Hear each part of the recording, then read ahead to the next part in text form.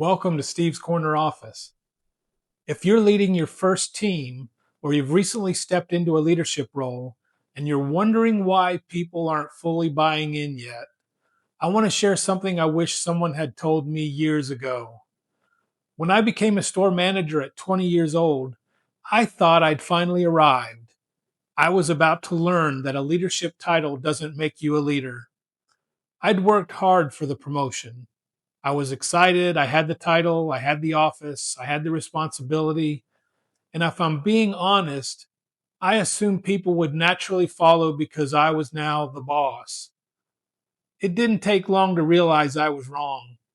Some people respected the position, not everyone trusted the person. That was a hard lesson.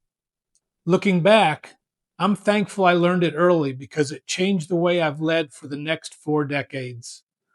Leadership doesn't begin with a title. Leadership begins with influence. Those two things are very different. A title gives you authority. Influence earns you permission to lead. I've watched people with impressive titles struggle to inspire anyone. I've also watched employees with no formal authority become the people everyone listened to. Why? Because people are drawn to character before they are drawn to position. They follow people they trust. As I grew in leadership, I started paying attention to the leaders I wanted to follow. It wasn't the loudest person in the room, and it wasn't the smartest. It wasn't the one with the biggest office. It was the person who listened, the one who kept their word, the one who stayed calm when everyone else was panicking, the one who genuinely cared about people. That's influence. Years later, I realized Jesus taught this long before any leadership expert ever did. In Mark 10, his disciples were arguing about who would be the greatest. Their thinking wasn't much different from ours. They believed leadership was about status, position, recognition. Jesus completely turned that idea upside down. He said, "Whoever wants to become great among you must be your servant." Think about that. The greatest leader who ever lived didn't build influence by demanding people serve him. He built influence by serving them, even washing his disciples' feet. That's leadership. Over the years, I've discovered something else. Influence isn't built during big moments.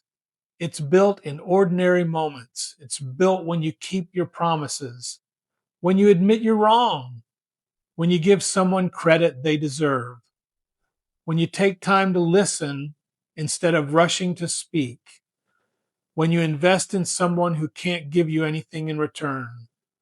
Those moments seem small, but they accumulate.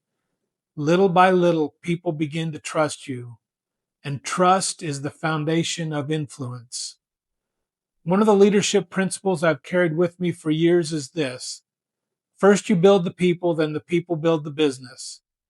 That didn't come from a leadership book. It came from watching what actually works.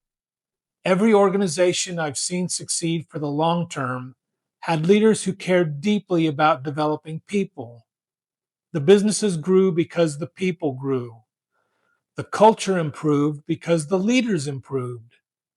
The results followed because relationships came first. Research continues to support what many experienced leaders have observed for years. Teams with leaders who build trust, communicate consistently, and invest in people are more engaged and more likely to stay. So let me leave you with one question. If your title disappeared tomorrow, would people still choose to follow you? That's the real measure of leadership, not your position, your influence. If you're a young leader, don't spend all your energy chasing the next promotion. Spend it becoming the kind of person others naturally trust. The titles will come, but influence is what will make those titles matter. First, you build the people, then the people build the business. This is real life leadership and lessons where faith meets leadership.